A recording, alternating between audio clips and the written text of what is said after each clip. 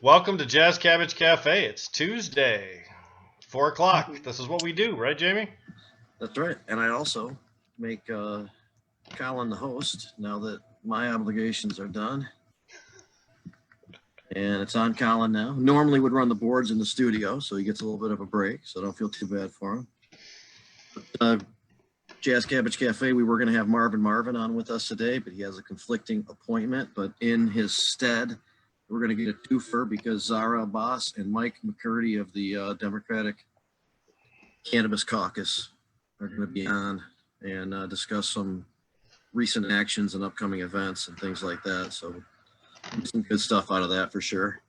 But I know that Marvin's a little controversial, and he's been around for a while and has been a little quirky to some people. But man, he's got a long history of doing some good work in activism for our cause and for other stuff. And he was a teacher for many years too at community colleges, Wayne's County Community College for one, political science and other classes, and he churned out a lot of activists from that activity. So I heard that about churning out those activists. Yeah, and he's one of the guys that's been doing it for decades and long before any of us were on the scene. So we'll get him back on at some point. So it's too bad he's not on today. We didn't define churning, actually. I think it's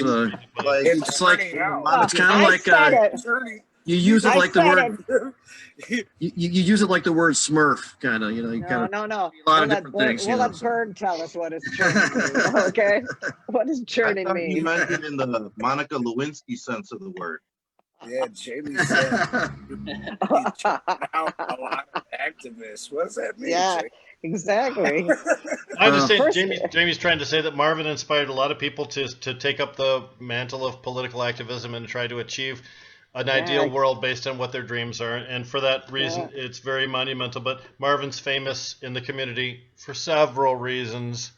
So we have some inside jokes about old Marv. Well, we'll have him on and I think Berg should interview him the night he's on. Yeah, so start thinking up some good questions now. Berg said he kind of wanted a do-over. He felt weird about the last time.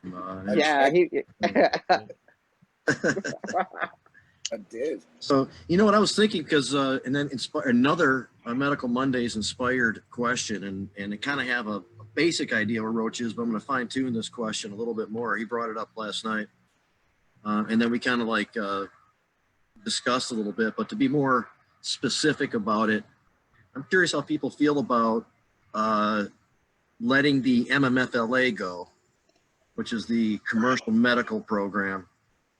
In its form, not the concept of medical marijuana, this particular program. Just the business aspect of it while still protecting patients and caregivers. Protecting the caregiver program, right. What do you think about that, Rick? And Well, to be honest with you, we discussed on Medical Mondays last night the redundancies that exist between the medical business licensing program and the recreational or adult use business licensing program. The medical business licensing program created by the legislature has a lot of roadblocks, has a lot of impediments, doesn't really let the average guy get in, specifically intended to not let the average guy get in. When we crafted the legalization proposal, some of the people on this call contributed to that. Jamie's an actual author of that. We tried very hard to correct some of the deficiencies we saw in that medical business program. So now, to some people's mind, the medical business program is kind of like an appendix or a tonsils. It's an additional appendage that exists, but you can work just fine without that being there any longer. So there's a concept that says we could potentially get rid of that and still maintain the integrity of the program. I'm a little skeptical because I need to see the details of what's going on before I can agree to anything. But in concept, seems to me like we've already got a pretty good licensing program set down. The medical programs get a lot of extra rules we don't ever need. We could maneuver it right over. But here on Jazz Cabbage Cafe, we're a little bit different than most podcasts. Most podcasts have a cast of characters. We have a character with a cast. Deborah Young. Deborah Young, show it off. Wow, did you spend all day writing that intro? Yeah. I'm not sure, this is the first I've really thought about this question, but I'm thinking, I'm not sure that I want people in Lansing fucking with the program just because I'm so anxious to protect the caregiver portion of it that I'm afraid that if they start fucking with other portions, we might end up losing the caregiver portion. What about taxes? Would the taxes change and they be the same? I don't know. I haven't had time to give any thought to it, but I would say just a first thought would be I don't trust them to do the right thing with it. I agree there's a lot of redundancies, and I agree it's easier to enforce. We'll use the word enforce. The laws, if everything is the same, it's easier for everybody to understand, yada yada yada. But man, we the people voted for that medical law. We the people, we're the ones, the patients. So I'm not so sure we just toss it away just because it's a little harder to get into the business. I think that most of the caregivers and stuff aren't looking to get into the business. They're just staying as caregivers and are quite happy. And I don't know. What does everybody else think? Well, remember that we didn't vote for the MMFLA. That was a creation of the legislature. Yeah, so. But I'm still talking about the whole medical program. We voted for it, and I just don't like the idea of them fucking with it. I never like the idea of any proposals to fuck with it because I just think it's bullshit. And every time they fucked with it, I think it's been bad. Well, they are distinctly separate. One is the MMMA and the other is the MMFLA. And I definitely, we precursored, we want to preserve the MMA in this discussion. Yeah. Now, I will, of course, agree with Deb that. But of course, yeah, I get it. Every time we've seen the MMFLA or the MMMA or the MRTMA being proposed to be opened up to changes, there's all kinds of horrible proposals that potentially would change it in directions. Well, I also want to point out it could fizzle away on its own without having to take any extra action. It could just become less appealing to people to renew their licenses because it doesn't really make sense to pay for it anymore. Yeah. Jim Salame sporting that Bob Dylan shirt, and of course the awesome bod there. Jim, you've been in the cannabis industry for a long time on the retail level as well as on a consumer level too. You've seen Ohm of Medicine transition from a completely strictly medical program to a medical recreational hybrid. What's your thought about the ditching of the whole medical business licensing program with the caveat that we would always preserve patients and caregivers? Yeah, I mean, if it's for the caveat that the caregivers and the patients are preserved, yeah, but I don't know. It seems like can't you just change that a little bit? I mean, isn't there a better way instead of just getting rid of it? But I haven't had a lot of time to think about it as well. Like Deborah was saying, as long as it doesn't impede on caregivers and that whole aspect of it, I think that's one of the most important things. If it changes for the better and it makes things easier, yes. But it sounds like when changes have tried to occur, like someone just said, it's always come at some disadvantage to what was expected. So I don't know. I mean, it's tough. It's tough to ask for that. I wish we had more representation in Lansing to kind of know that it wouldn't have any, misgivings. I know we have a lot of business representatives in Lansing expressing opinions similar to Jamie, who's also tied to a distribution center and has a business perspective on that at a certain point. But there's a real concern out there that anytime you allow changes to be made, wrong changes get made. Colin McDougall. Colin, you've also been in the retail industry. You've seen your particular center, Bloom, really thrive with medical cannabis sales. What is your opinion about dropping the medical business program and going to an all adult use type thing? I guess I've had a little bit more time to think about it since yesterday, and I'm not for Bloom, I don't really know, but for me, as I thought about it more, and just the incentive, there's just so much more bars, and you have to pay a lot more for that medical license. And for right now, you have to have the medical license for 2 years. I know there's this supposedly they might move it up to November 1st. But once it really gets going, I mean, I don't see the need for the Medical Marijuana Facilities Licensing Act. I think like it came out to like put a bunch of hurdles on us, and I think that as time goes on, you'll find that businesses won't pursue it as much, um, just because of the expense of it. I think that the patient and caregiver model should stay, and as long as that's not touched, I remember how like the MMFLA was drawn out to us, and like we were told like basically the day after they said like no to our signatures, they were like, oh, there's a Senate bill package that's like going up, and everyone's like call call to stop it, and it was like the next day, and they just like passed it, like, and it was like signed by the governor like 3 days later. Um, it was, yeah, I think that it's kind of it's just a hard program, and I think the program that we made is more inclusive to all types of business owners. Now, the reason this came up was last week, Director Brisboe was quoted in Crane's Detroit Business saying that they would potentially change the 2-year program to just a 1-year program. It was originally 2 years where you'd have to have a medical license before you could get a recreational license. We gave an option in the proposal to drop that to just a single year. Since that time, Director Brisboe has backed off on that and said, "We're just talking about it. It's not a guarantee. Just chill out, everybody. We're thinking." But the fact that it was broached in such a public way means it's probably likely to take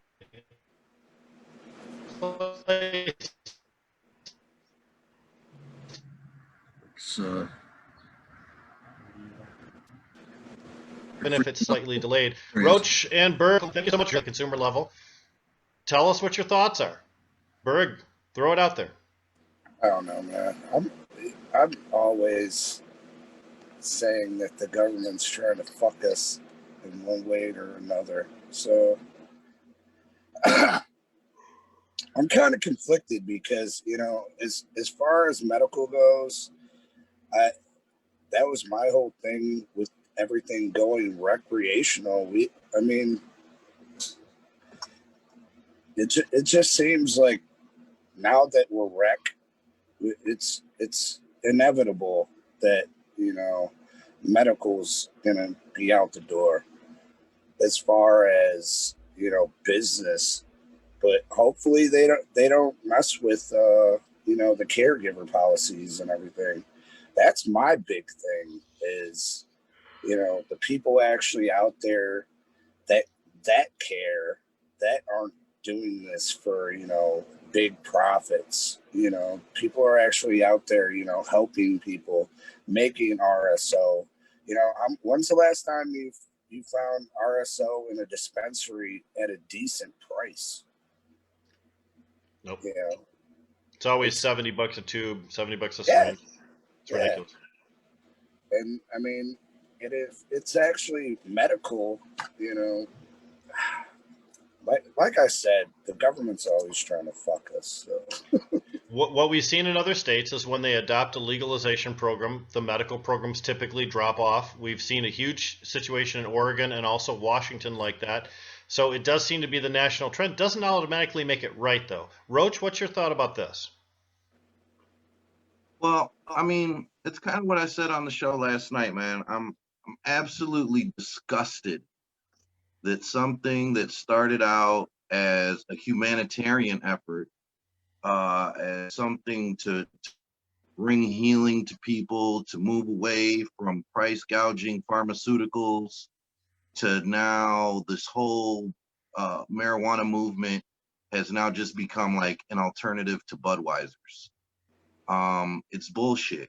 I feel that the medical program should move away from the recreational program. It should be two separate things, and I think that's where we're seeing a lot of the problem is that a lot of these people that are in it just for profit, that have predatory business practices, are forced into medical so that they can be in recreational, because like that's the end goal for a lot of these companies is to get into recreational. So in the meantime, they're just running amok in the medical industry, fucking people over, putting bad product out, failing tests left and right. And then they find remediation processes and now they're all good for the rec. And I think it's bullshit. The medical should be its standalone, separate, and far, far apart from recreational. So tell me how that would look. You think medical only stores and recreational only stores? Would it be possible to have a store that sold both or not? I don't think there should be a medical store. I think it should be a patient to patient thing with medical. That's where the caregiver patient relationship should be held, is in the medical field. Now, recreational, that's where you can get into all your designer leads and your reflective packaging and all of that. But when it just comes down to it, like we were saying on the show last night, some people, they go to California or they're somewhere and they have an experience with flower, and then they come home and ask for it, and people laugh at them literally, as opposed to trying to connect that dot and give people what it is that they need. Because the thing with cannabis is, like, you really can't go to a doctor and him prescribe you a strain. It's kind of like you got to feel it out yourself. You have to find what's best for you. And I think that's the beauty, but then that's also the curse of cannabis too, because being that it's kind of like self-moderated, there's a lot of misinformation, and let's face it, Americans aren't really good for about thinking for themselves. They want to be told. I mean, how many different types of Gorilla Glue number 4 have you ever tried, right? I mean, I've had so many people push GG4 on me, and it's just not even the same. No, that's what I was going to say. Is one of the things is with me is like, that 5 different growers would all grow the same strain, and it come out 5 different ways. So. Right. Yeah, and also I know, and one also grower very can pop 5 different seeds and have it come out 5 ways. Yeah. So and people make up names. I know very early on in dispensary, really early on when we were involved in that one on 7 Mile, and we brought in the Chem Dog, and we couldn't sell this Chem Dog. They wouldn't buy this Chem Dog. They came, oh, I don't like Chem Dog. Changed the name and called it Detroit Diesel, and that shit flew the fuck out the door, and it was the exact same bud. Okay, that's no lie. That's a total truth. Yep, we had cannabis we couldn't sell at Big Daddy's, and they renamed it Stephanie Loves You, and everybody bought the hell out of it. Everybody loved it, so we had to come up with different names for circumstantially, especially if there were 2 of the same strain, 2 different farmers. They were distinctly different, so instead of calling, so that shit happens, Yeah. Yep. all the time. but We tried to that's shy true. away from some of the weird names too for a while too, like Yeah. Giraffe Poontang and Yeah, wet Cat pussy. piss Well, I and think they stuff. still sell that, so. yeah. We gave up on trying to mask over that stuff after a while. And Just, even commercial places have the same situation too, though. I mean, you could have 2 different Sky Mint cultivation centers, and they're both going to produce a different sour diesel, right? I mean, even within the same, like you mentioned, Deb, even within the same garden, or Roach mentioned it, even within the same garden, 2 season to plants. season. Yeah, Yes. and an indoor grow. It's summer, way different summer than winter, cropping. So the exact same strains. It's just it's temperature, it's humidity, it's everything, So when it comes down to the business community aspect of it, though, if we were to get rid of medical stores, patients technically would still have access to cannabis, because not only would they have their ability to grow themselves, they'd also still have a caregiver network, but they also could go to the recreational centers and make cannabis purchases there. But does that really honor the intent of what we intended in 2008? Is that a modification that takes us away from the original goal of the bill? I think it is. there was no commercial component to the 2008. We certainly felt there was, Jamie. I mean, Third Coast Jamie Lowell, right? We definitely recognized that it was not prohibited. Kind of hard to say that at this point, right? After 10 years of retailing. Well, what we saw was that nothing prohibited it, and nothing said, "Hey, we're going to do this program, but you can't go into business." Just said, "Hey, we're doing this program." As long as, and as we thought, as Roach mentioned the term patient to patient earlier, as long as you could house that into a system, then that would work. And there is a section law that says You can transfer from a patient to, or a caregiver to a patient. It doesn't say a connected patient. That is exactly what we base the entire industry on, that particular statement. And then I think 2014, didn't the court decide that that was an incorrect interpretation? I think, Jamie, 2014, 2012? Yeah, I think it was, Yeah, yeah, that sounds that's when, about right yeah, now. yeah. The McQueen decision. Yeah. which was a flawed decision. I love that background on Mike McCurdy, though. That looks like a Blues Clues situation right there, Yeah, I man. wonder if Mike or Zara have a opinion on Simpsons. MMFLA and its fate. Sure. Let Oh me yeah, it throw does. this to you, It Mike. looks like The You're on here Simpsons.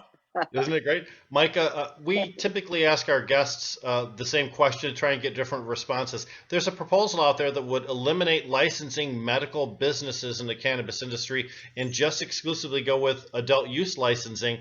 The advantages are pretty obvious because the medical licensing is a drag, but the negatives include potentially betraying the vote of the people from 2008. What's your opinion about dropping the medical licensing program in favor of just having the adult use licensing program if we preserve patients and caregivers as they currently are? Well, I guess my concern would be the long-term objective of having Medicare and people's insurance policies cover their cannabis use. I think that should be, it's medicine, it's legitimate medicine. If it's legitimate medicine, our insurance should pay for it. So that would be my concern with it. And the follow-up to that would be if it's an adult use sale, if there's no medical license, there's no way to prove medical use, and now they would lose that benefit, Mike. That's your point, right? Yes, exactly. But if we preserve the MMMA or otherwise described a way in which somebody could be verified a medical patient, it's possible that insurance could still pay for it, even if it came from like an MRP. Yeah, that would be my concern. But you know, that would certainly alleviate my concern. Legitimate. That's a good thing. That's a good thing Yeah. to talk about. Yeah. Well, and of course, there's many benefits for keeping your medical marijuana card, even nowadays where we have the adult use and the medical use centers as well. Employment situations, as Mike mentioned, the potential for having costs recouped in law enforcement situations when you're faced with that. If you're on parole or probation or you're under control of the court system at all, having a medical card may give you the privilege of using cannabis while you're still under control, even though other people don't get that privilege. There's lots of reasons that you'd want to keep that medical card. And Mike, that's an excellent point. That's something no one's brought up yet. And that would be the potential to have those medical costs recouped, which, And as Jake mentioned, CPS could too. still exist, but it would be a lot easier if there was a medical center. Fascinating. Zara, I know you're here, but you're on mute. There she is. So Zara, we've been asking everyone this question. Thank you for joining us, by the way. There's a discussion about eliminating medical marijuana business licensing program and just adopting the adult use business licensing program. And instead of having a divided provisioning center where half medical, half adult use, just make it all adult use and still preserve the patients and caregivers' right to grow and to transfer. What do you think about eliminating the business program under those conditions? We cannot hear you, Zara. I'm sorry.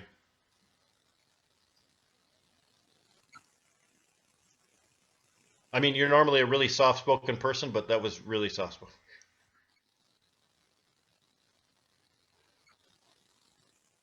I think what Zara's saying right now is Rick is always right. Rick is always correct. Just do what Rick says. I think that's what she's...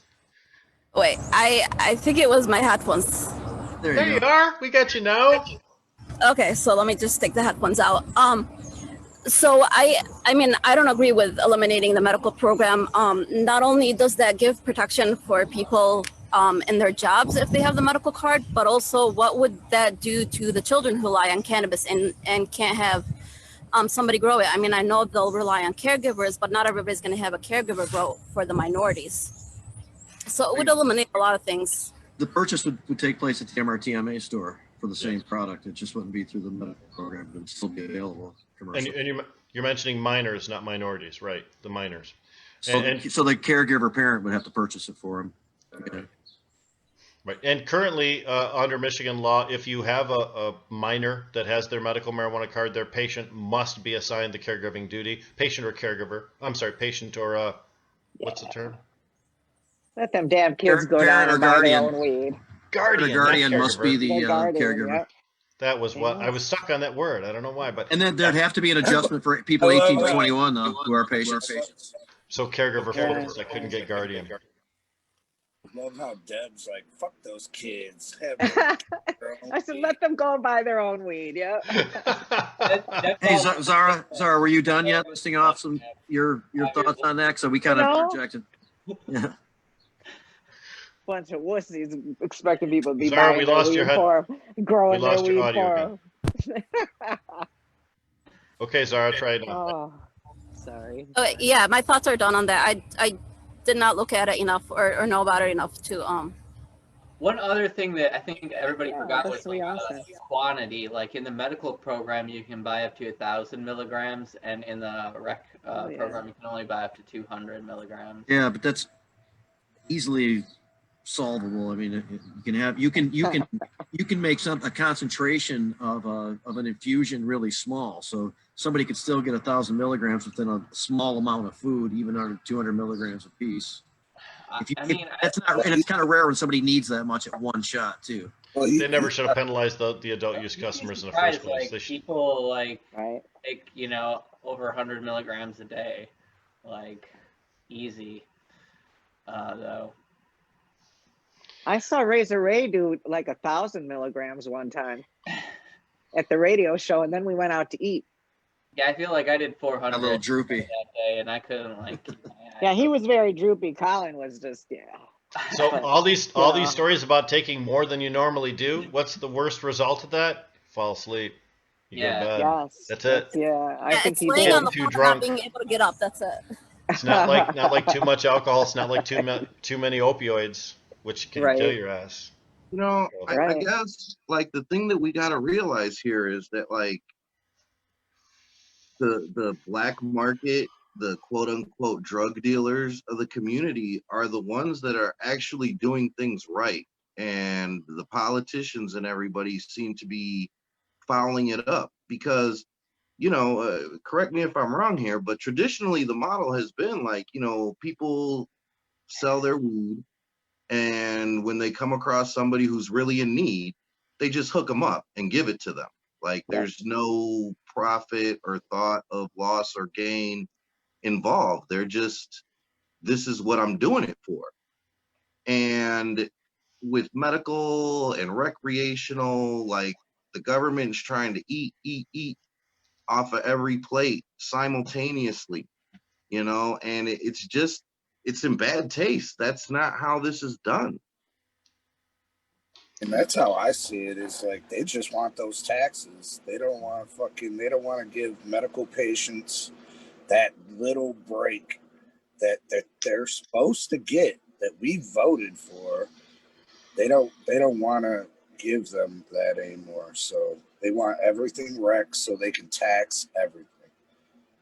It's Well, I think impossible. one of the Go ahead, biggest fears I think that comes from going all recreational is really losing sight with the benefits medicinally of what cannabis brings to the human system, and that's my biggest fear.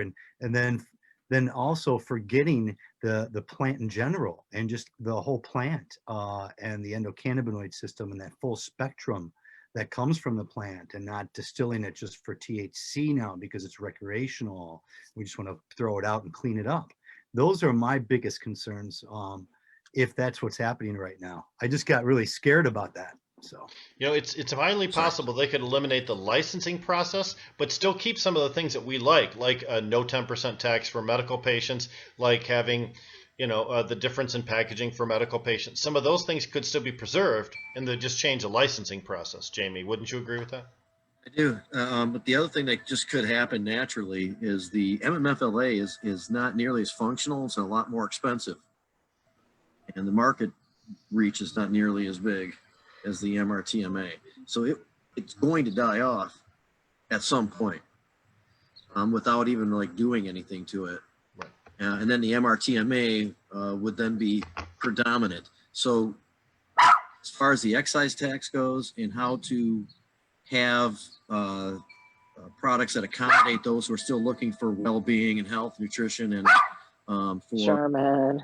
as a patient, It'll be good business. I know the botanical companies are already talking about this to make sure that even though there may not be a medical license there, that we accommodate that with products to help people, and more importantly, really the people in the store to discuss it with people who are searching for things to help them out, alternatives to other medicines and that type of thing. We're going to continue that as a component. And I think some places will know that it's good business to include that in, even though it's not mandated through specifically a medical program. When Jamie talks about the medical system eventually petering out, it's a statistical inevitability. There's 1.5 million Michigan citizens that use cannabis regularly. There's only 300,000 registered as patients, and that number gets smaller and smaller each year, especially now that rec is available. Fewer people see the need to register as a patient. So the number of people that are positively benefited by medical business licensing, much, much smaller. And the people that are affected by the recreational business licensing is much more significant.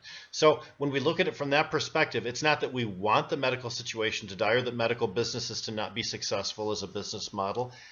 That's just the way the trends are going. And that's just, when we start projecting out 4, 5, 6 years, that's what you see coming up. And The trends are going that way for money. That's all it's about. Agree. Yes, not for compassion, for money. No. And in the same way that we offer up consistent 10% discount for veterans and seniors and that type of thing, patients also would get that, and that would then cover the excise tax, which is currently not part of the medical program. Yeah, well, it's nice that you're voluntarily doing that, but there's no mandate that everybody everywhere would. So it's possible there could be little pockets of kindness while the rest of the state's kind of blind to the whole patient thing. It's also recognizable by the marketplace, and it might turn out to be good business to do that. Yep. So it should be mandated, though, in my mind, so that everybody is, of course, getting the same treatment all across the board. The simple fix would be a couple things, right? The people who are 18 to 21 but who are medical marijuana patients, there's a gap that would be left there. There's the infusion, and then there's the excise tax issues.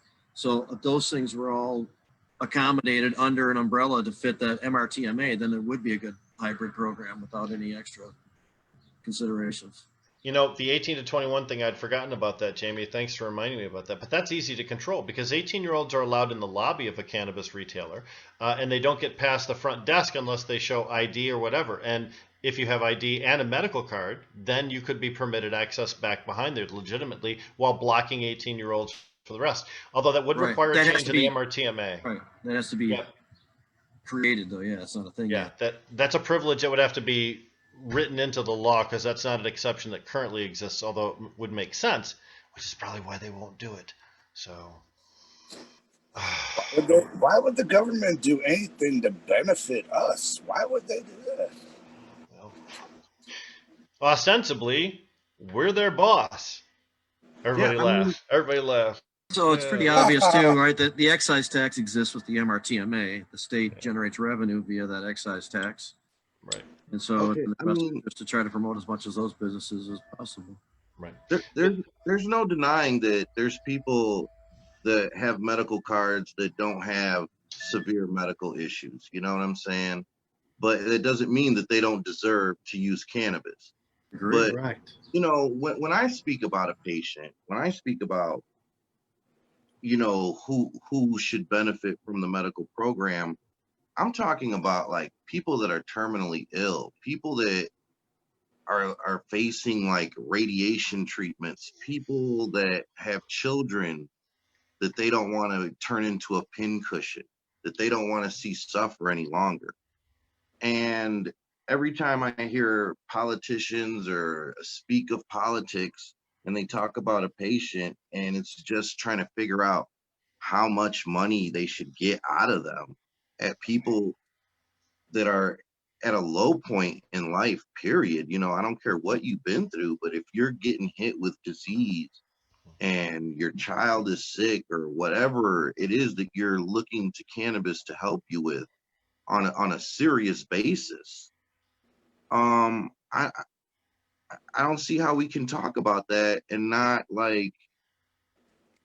be such a display of how callous and comfortable we are with being uncompassionate to each other. It sucks. What I really hope is that when medical patients go to a facility, they get actual real advice from somebody who cares about what they're doing, who knows about different conditions and what happens when you take different cannabis. They can advise different strains, even if they're using the computer as a reference guide, because there's lots of information out there. I'd like someone who has a patient in front of them to take the extra time to go through things and give them choices and options. There are a lot of people who just want a cash register. They just want an ATM, Starbucks kind of a transaction. Okay. But for real patients, they need real advice. And physicians oftentimes don't want to give that advice for insurance reasons. And other people simply aren't knowledgeable enough to give that advice. The only place they can go to for that face-to-face is at their cannabis retailer. And that's what I'm worried about losing, man. That opportunity to learn without mistakes, right? We could all learn from trial and error, but trial and error is an awful lot of bad experiences. That's what the error is. So Well, it's like the eliminate some of that by maintaining a medical level. I mean, Jim Salame, that's what you were trying to get at, right? When you're talking about not letting the patients be forgotten, right? Well, and the plant itself, the efficacy for the entire plant, I think, is important, and not to get lost in all of this, because the plant is there's as a whole, the essence of the plant is why we're all here, and I think it helps obviously the human body with homeostasis, like science is starting to prove, and it just I really get scared about that, because it is becoming like Budweiser, and it's just going to be pumped out, and you're not going to be able to find the CBD oils that are going to help seizures for kids or for adults. It's going to change some things. So yeah, but We'll be that's why we're importing all here the good too, medicines from to Israel. make sure that it's still So going. we're Sorry, gonna have say to- it again, Rick. We'll be importing all the really good medicine from Israel, because all we'll have here in the United States is this boof. Isn't that what you think? I hope not, but that's a possibility. Yeah. Well, it's going to be a while, but we keep on moving in the right direction. So there are some twists and turns we could take that aren't going to be so bad. It's just going to be a little more time, but I think we have to stay on top of this and continue to discuss it and kind of see how things go, see where we can influence things. And we have the chair and the vice chair of the Democratic Cannabis Caucus with us right now, and there's been a lot of stuff going on, and these guys stepped up for this discussion for today on short notice, and so this is the time we have to kind of get to that a little bit. Mike McCurdy, chair of Democratic Caucus, and Zara Abbas, vice chair of the Democratic Caucus, and Young Dems. So how you guys? Oh, thanks for having us on. Appreciate it. Yeah, thank you guys. Hey, Zara. So please, why don't you guys let us, an update. What's going on? What's some recent activity with the group, and what do we have coming up? Well, one thing I just sent. So the biggest thing that we're working on right now. Sorry about that. I'm sorry. Mike, why don't you start, and then Zara, if you don't mind. Okay. On the way. Yeah. Zara is going to be talking about a little bit about a forum we've got coming up with Dana Nessel. Our caucus leadership, Rick and Zara and myself, we met with Dana and some of her staff from the Attorney General's office. The meeting went really well. They agreed to have a public forum with us as a follow-up. And so we're going to be having that public forum. Zara, what's the date and time of that? You want to talk about that a little? Yeah, so it's going to be Friday, August 28th from 2 to 3:30. So we have a full hour and a half with her. The plan right now is I'll introduce the event and then hand it over to Rick Thompson, who's agreed to moderate it. The AG will talk for a bit about updates, especially if there's any updates to Michael Thompson's case and any others who are still incarcerated for cannabis crimes. And then after that, we will have questions that we're going to collect from our caucus board. And then after that, we'll follow it up with questions from the audience. And so among many takeaways from our meeting with Dana Nessel, one of the most powerful, in my opinion, was she was unfamiliar with Michael Thompson's case. We were able to make her familiar with some of the details. And within less than a week of that meeting, she had come out at our request and issued a statement in favor of Michael Thompson's release on behalf of the Attorney General's office. So and her office has been cooperating with the Last Prisoner Project, an organization we're starting to work with, who has worked quite extensively on Michael Thompson's case. And so, yeah, there's a lot happening with amnesty and expungement. And then concerning Michael Thompson's case, we are asking everybody to call the governor's office and ask for his expungement or ask for him to be released, because Dana has sent a letter and she has asked for it, but it has to come from the governor's office. So if you guys can go ahead and give the governor a call. Yeah, I did that. I did as well. I know that the discussion's gone on to include looking out for other people who are in a similar situation as Michael Thompson, who whose investigation started off with cannabis and even a little bit of cannabis. His was like 3 pounds or something like that, and it led to all other types of things that ended up being the thing he was actually prosecuted and charged with and sent away for several years for. So they don't show up immediately as being a cannabis case. And some of the discussion is looking out for maybe people who fit that description too. Yeah. So to what you're talking about, Jamie, in our first meeting with Dana, we got her to agree. Actually, she offered us up a list of people in Michigan serving time for marijuana-related offenses. That list was only about 15 people, and it was clearly too short. Well, it's where we'd like it to be 0, but it doesn't include a lot of people who are clearly locked up on cannabis-related issues, including, it didn't include Michael Thompson, and Rudy Gammo is another person we know from the Detroit area, locked up for running a dispensary, serving serious prison time. So we have, working together with the Last Prisoner Project, we're requesting a more extensive list from the Attorney General's office. I'm going to be sending out a letter either later today or tomorrow to the Attorney General's office from the Cannabis Caucus asking for that more extensive list. And that's hopefully something that if they haven't gotten to us by the time we have our public meeting, it's something we can discuss further with her. Yeah, and then our hope with the list that we got is to see how we can help those along with the Last Prisoners Project to release them from prison and identify anybody else who is in there for nonviolent offenses and get them released as well. And the goal is to get a database that incorporates not just the state-based prisons, but also county-based jails too. And even if we can, get a database that includes local lockups as well. The city of Detroit, the city of Flint, city of Saginaw, city of Grand Rapids, they have large populations that may house prisoners that were there for cannabis-related reasons. We'd like to know them all. So Absolutely. after the discussion we had with Victoria Burton Harris on here before the primary, she lost Kim Worthy, as people know, but her intentions and some of the methods she thought that she could effect change with county jails right away were really encouraging, and if that's possible, I'd like to see that explored by some of the existing progressive prosecutors that are out there. And there's going to be an event coming up in September 30th. Is that a public event, or is that the group having a discussion with these people? I think it's a public event where we have a discussion in a public format, I believe. Nice. So I think it'd be cool to, I mean, we had a guest. Explain the event though, Jamie. So yeah, so there are 3 potential progressive prosecutors. One is in office now, up for re-election in Ingham County. And if you don't mind, Mike, what is her name again? Carol Seaman. Right. Yep, she's up for re-election, Ingham County prosecutor. She has been the only progressive prosecutor in the state until now. Right.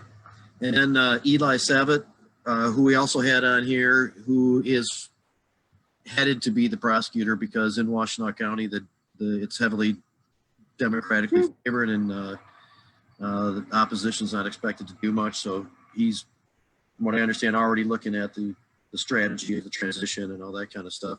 And then Karen McDonald, whose race looks pretty good, but still has to take on the Republican in Oakland County.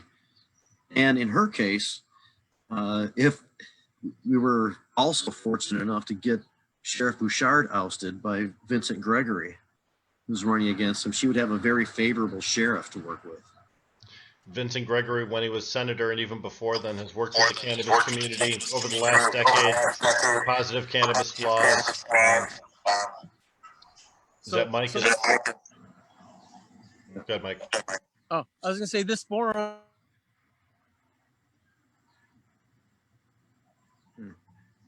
You dropped on mute, Mike. Yep. Yep, you're muted. There we go. Am I back? Yep. All right. Clues. So it's actually the Simpsons couch, but so what we can do at this forum, which is really exciting, is we create a space where these prosecutors can talk to each other. And we can be a part of that conversation, because having 3 progressive prosecutors in 3 heavily populated counties there's potential there for transforming the legal justice system throughout Michigan, and also for doing something that the rest of the country will pay attention to. So we're at the forefront of what could be a national story, really. And by hosting this forum, now during their campaigns, we can publicize this. We can all put it out to our organizations, and we can help turn out the vote for these people and help create the reality that we want to see of more progressive prosecution in Michigan. And we had a guest on not too long ago who sat in county jail in Kent County for several months without being prosecuted, and was exposed to the COVID scenario. There were people who got infected near him. He fortunately didn't, but was at high risk. And just a very horrible situation. And it would be nice if we could encourage that type of attention. That was a ridiculous situation, as he was describing, and I guess it's not uncommon. So, Mike, I'm sorry, Jamie, but Mike, the format that we're talking about with the 3 prosecutors, how could people tune into that? What's the details as far as when and where, and how can we get more information? To be honest, it's Wednesday, September 3rd, 5:30 to 7. We're still working out the details on the format. Jamie's going to be helping moderate the event. So we'll be working out those details in the next few days, honestly, and we'll have them out. But really, the general idea is to have as much of an open conversation as we can. And during that time period, we'll be live streaming the event on the Cannabis Caucus Facebook page, and hopefully on a lot of other organizations will be helping us carry the live stream as well. Well, that's a 1-2 punch from the Michigan Democratic Party's Cannabis Caucus. August 28th, the big session with Dana Nessel, and then the next week, September 3rd, this great roundtable with 3 progressive prosecutors, right? Yeah, we're going to keep at it. Yeah, and we're hoping to at least do one of these events with somebody, I think, like once a month, just to keep especially during this time where we cannot really gather, just to keep everybody engaged in cannabis policies, and hopefully just keep moving forward.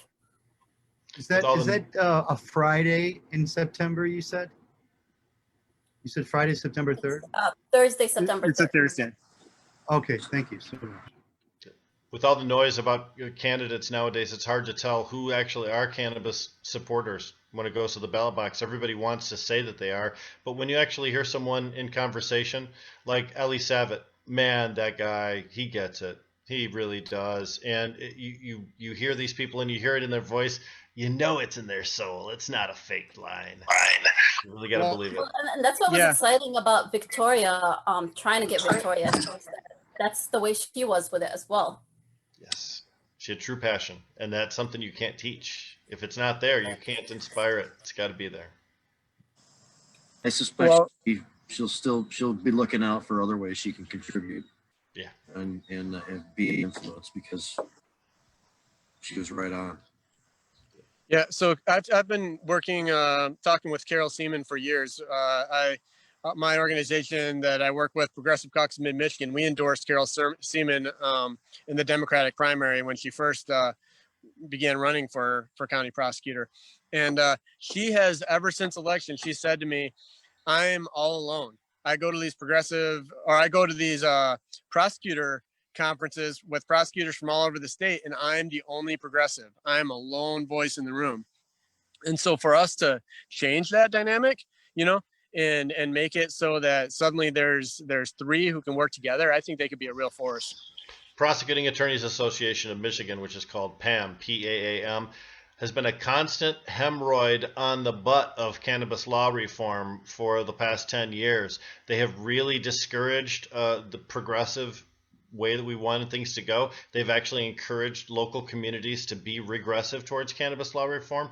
They're a constant voice in the legislature of no, no, no, no, no when it comes to making it better for consumers and patients of cannabis. So I'm more than happy to see a change in membership or leadership at PAM. That's for damn sure. I agree. Same Who's people. going to comment on the hemorrhoid mention? There's nobody's building on that. No, you're just going to let it lie. All right. Okay. Where's Razor Ray when you need him? I know. I feel like I'm so out there by myself now. Oh, Jesus. Well, these are the My people who have question- demonstrated themselves to be misinformed about cannabis and Yeah. how to deal with it and what's important, you know. And the fact Yeah, that they're now part of like trying to decipher how this new world should be doesn't make much sense. And that's what I'm saying. Who do we need to have a conversation with? What's the stake in the race that makes them just so opposed to it?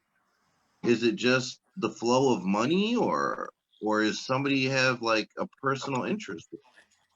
I think, first of all, we slowed down the flow of money by stopping some of the policing for profit in 2014, the forfeiture change bills. I think we've got a lot of prosecutors that are no longer looking at forfeiture as the way to go. Macomb County's prosecutors in big trouble for misusing forfeiture funds, and there's investigations into other people across the state. So forfeiture is less of a factor in it. I think it's just the culture, Roach. I think the law enforcement police culture is just, we've hated cannabis for so long. I cannot imagine not hating cannabis, and you better hate cannabis too because you're a man in blue. There's a So lot of power associated with using it as a low-hanging fruit to start a lot of these investigations. it's I an mean, easy talking tool to about use it. to keep the man down. I hate to use that phrase, but fucking And it's true. disproportionate law enforcement, as we discuss all the time, to our minority citizens, obviously, and Absolutely. and they don't want to give that shit up. That's power and control, I guess, on some level. And you don't want to easily just. Notice how they've resisted giving up the smell of cannabis as a justification to initiate an investigation. We all know we're allowed to carry cannabis. I can have a big bud of cannabis as a necklace around my chest, and nobody can say shit to me. And my car can reek like cannabis all day long, and it doesn't matter because it's legal now. But still, police want to be able to utilize that to justify searches and seizures and investigations, and they resist us taking that away from them. It's the prosecuting attorneys that resist us taking it away, not the law enforcement groups. Prosecuting attorneys. I think at the end of the day, a lot of prosecutors would just assume see a lot of us locked up. I mean, that's the mentality that we have to get away from, right? We got to get away from prosecutors who are basically at war with people, and that's where I think we can. I think we can win those races if we get in them and we fight them. Zara, you talk to people all the time in courts and different situations. The courts are always jammed, right? I mean, the goal would be to streamline the process, to put less people through the court system, not to throw more logs on an already full log jam, right? Yeah, like half the people who get arrested for cannabis, there is no reason for them to be arrested. I mean, like you guys already know this, and they're just taking away some of their medical, like they're just exasperating or making some of their medical situations worse by putting them in jail or making them go through all of that. Like it's so like they by trying to take cannabis off the streets create more problems with the way they're doing. I mean, our whole, in general, I mean, what I've learned from being involved with cannabis and all this stuff is our whole drug policy is needs changing. Like we have to approach drugs in a different way. I think, I mean, I'm with the idea that we have to just make all drugs legal and make programs around those to help the people versus what we've been doing this whole time, arresting people for nonviolent criminal offenses and then overcrowding the jails. With people who should not be there and keeping the ones who should be in there on the streets. So it's our whole justice, everything. So much has to be changed. Speaking of overcrowding jails, and Michael Thompson has been diagnosed with COVID, and he is out of the jail, but into a secure medical facility, is my understanding. it was announced late last week by Steve D'Angelo of the Last Prisoner Project in Harborside in California that there's a hearing for Michael 2 days from now, Thursday, with the Michigan Parole Board. I've since spoken to some folks associated with Last Prisoner Project, and they say it's not the full hearing. There is a meeting, and it is an important meeting, but it's not the full hearing that we were hoping for. The Attorney General's office and the Governor's office maintain that in order for them to commute Michael's sentence, he has to first have a recommendation from the Michigan Parole Board, and then they can take action. But until the Michigan Parole Board makes a recommendation, they're powerless to act. Whether that's correct or not, I'm not exactly sure. If he's in the state prison system, doesn't the governor have the ability to pardon? No, Well, I mean, they made this rule to obstruct that ability for the governor in years past, in like the 80s. So it's possible. So, well, I think you're correct, Rick, about they need to get a recommendation, but they don't have to follow the recommendation. True. So what the parole board can do is they can just stall and not have a hearing, and so the thing with Michael Thompson now is forcing that process through to get a recommendation, even if they make a recommendation against, because that frees up Whitmer's hands to ideally sign for his release. And Mike, that's what we were really hopeful this Thursday meeting was going to be, was to deliver that recommendation, which would be that puzzle piece that needed to drop in place before, I hate to say Big Gretch, but it's so funny, but before Gretchen Whitmer could take a step and do this for us. It looks like perhaps that might not be the meeting we had hoped it would be. So, although positive, anytime you force a parole board to meet with you about your case, it's a positive thing. It may not be as large a step as we were hoping for. But again, this is all hearsay in third hand because the parole board's not answering any questions about anything, no matter who from the media calls them. So, Mike, you're speaking, but you're on mute, sir. I'm sorry. I just read the last request made by the Last Prisoner Project on Michael Thompson, and they're asking for people to call the parole board and Governor Whitmer to ask that he not be returned from the hospital to general population. So their fear is he's getting the care he needs now. From there, he should be released. There should be no back to general population. And that's what the current ask is. And I think they're just trying to get through this next hearing date before deciding, If you're looking at that literature, Mike, would you share those phone numbers with us right now online so our listeners can do that if you've got them with you? Yeah, the Michigan Parole Board is 517-373-0270. That's 517-373-0270.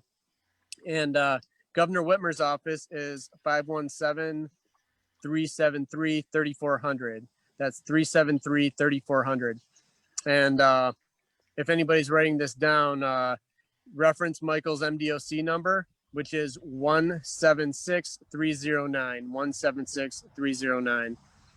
Of course, this is a podcast, so people will be able to watch it on video and rewind and catch that if they didn't catch it with a pencil. Anyway, you can look for that on our Facebook page. Go ahead, Zara. Yeah, and then I'll do just a short post later today with the numbers and information on what people could do, and then you guys can share it as well. Excellent. This is what real activism is about. I love it when people write checks to support causes, but what we're doing right now, this is real activism.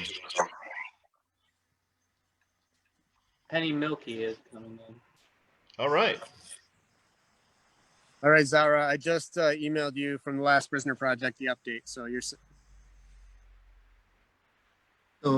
Michael and Zara, please stick around for as long as you'd like. And of course, we'll have you on several times just to continuously get some updates on activities, what's going on, how people can help in this way, and that type of thing. And we'll keep that up and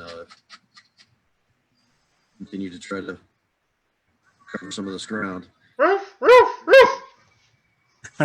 Yeah, thanks for having us on. He finally shuts up, so you have to pick up. Right? I was trying to inspire Sherman to give you some more crap. That was great. No, Mike and Zara, thanks for being on. And if you'd like to stay, like Jamie said, Yeah, please do. Yeah, thank you guys for having us on. So Penny Milky is joining us and coming on board. There you go. Penny, how you doing? Good, how are you? Very good. So you are up in the UP, and Yes. I can't believe you're letting your dog bark over She's got her own little Sherman No, up I'm there. sorry. I'm going No, through no, it right just, now. no. My dog's doing the same thing. I'm just, Jamie's being hypocritical and sarcastic yeah, I'm at the just, same time. Yes. yeah. So Northern Specialty Health in the city Yeah. of Houghton has a medical facility right now, and Mhm. we're hoping that it goes MRTMA soon. In fact, you're waiting on some information on that, isn't that correct? Yes, we're waiting on the city. They have our application and they have 60 days, and so they have until September 5th to approve us. And then once we get that signature, I'll submit that to the state and then pay, and yeah. So what? I mean, we haven't really checked in on the UP much, and definitely not in a while. So very interested in just kind of what the atmosphere is up there for commercial businesses. You can't. It's not many, obviously. No, No, no, just how there's, are things going generally? we're good. We get a lot of calls for adult use, and that's like the number one question message call. But besides that, medically, we're good. We're just trying to get ready and prepare for when adult use does come, basically. Earlier in the show, we typically have a question and ask people who are involved. This is kind of relevant, I guess, because you are looking to do this transition into the MRTMA. How long do you see the parallel medical program hanging on with you over time? I hope it stays.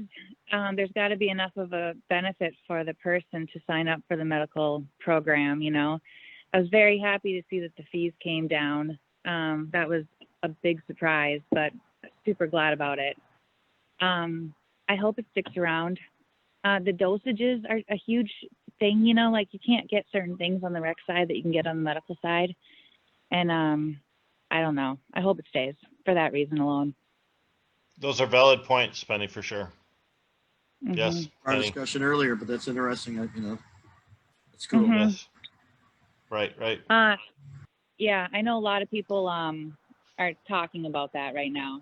Like, will people still get their med cards and stuff? But then there's the whole, it protects you more if you have that. So I don't know. I hope it stays.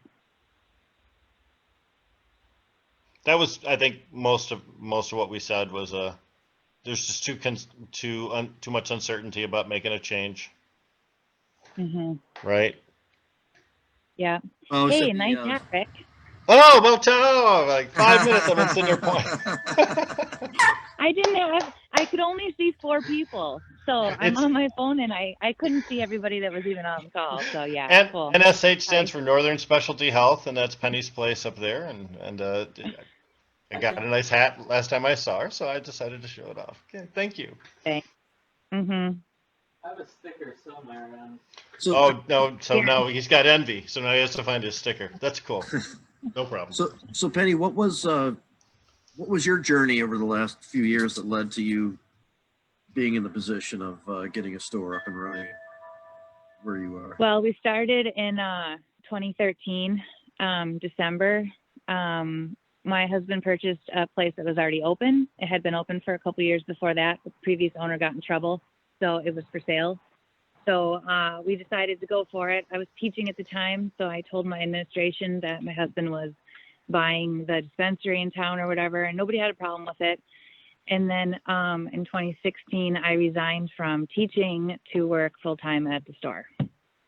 And then we got licensed in November 2018. You went through. So it's been good. So you were actually up and running before MMFLA licensing was really a thing.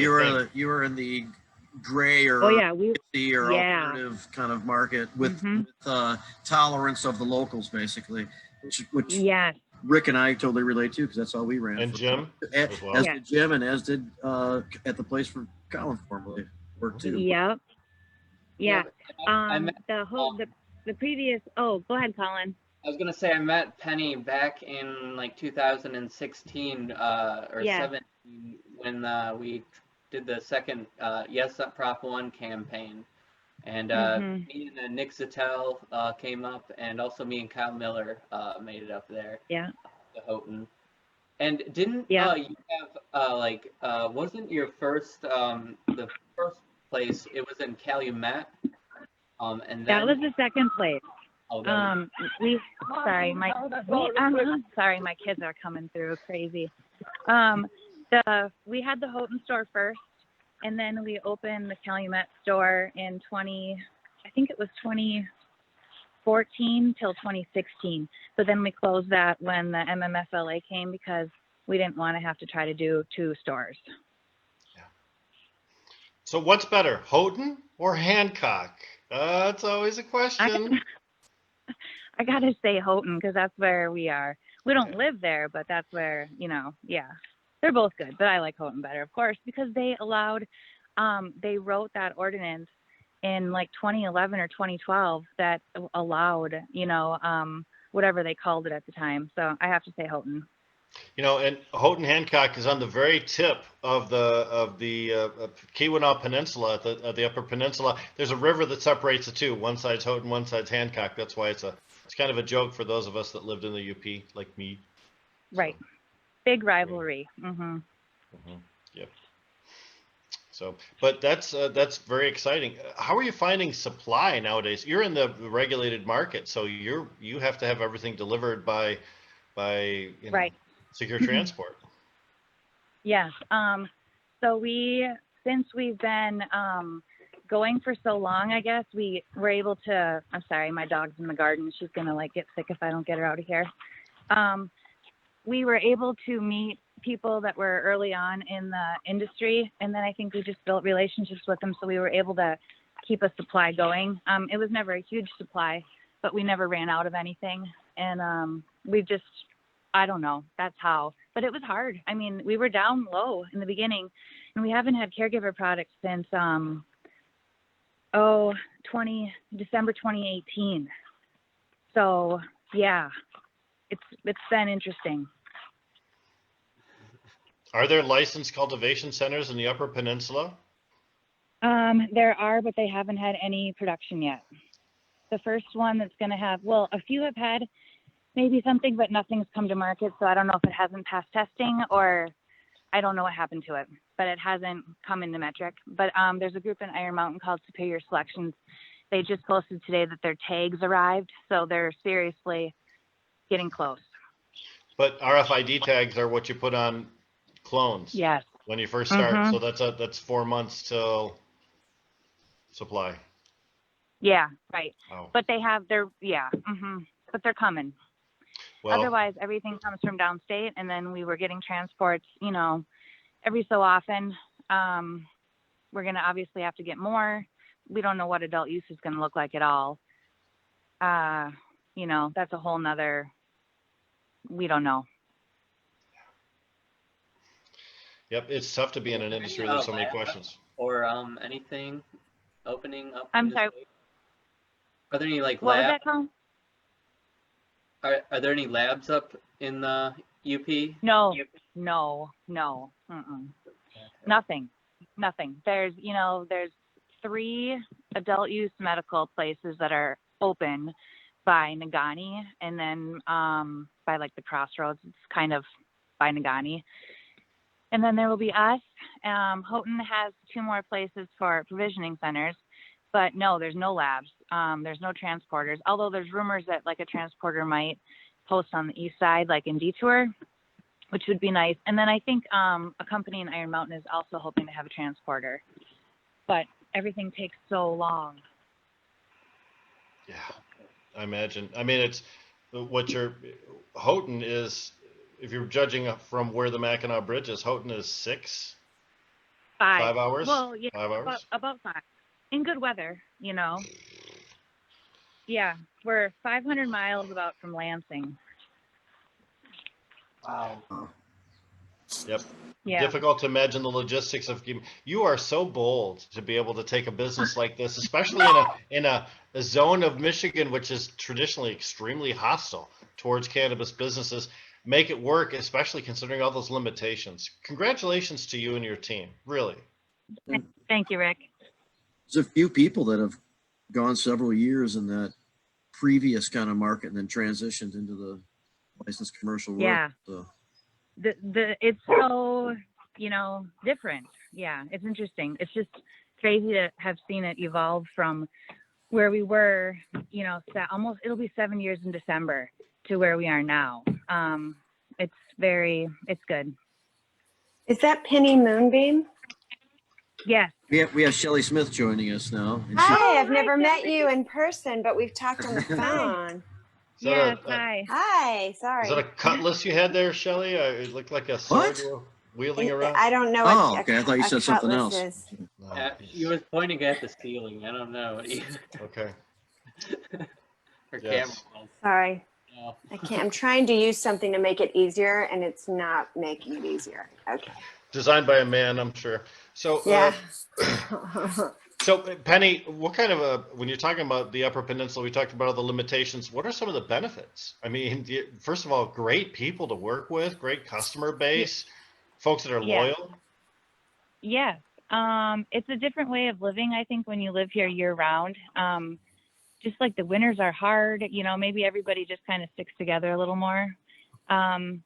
We've lived here for a long time, and I'm a Youper. I was born in Marquette, but it's good. We like it. I don't know. It takes a lot to live here. I'm not trying to say that we have a lot, but it just does. You have to like shovel your roof, there's a lot of snow, things like that, a lot of darkness. The bear to human ratio is a little bit different up there than it is down here. I can tell you that for Yeah. sure. It is. Yeah. Yeah.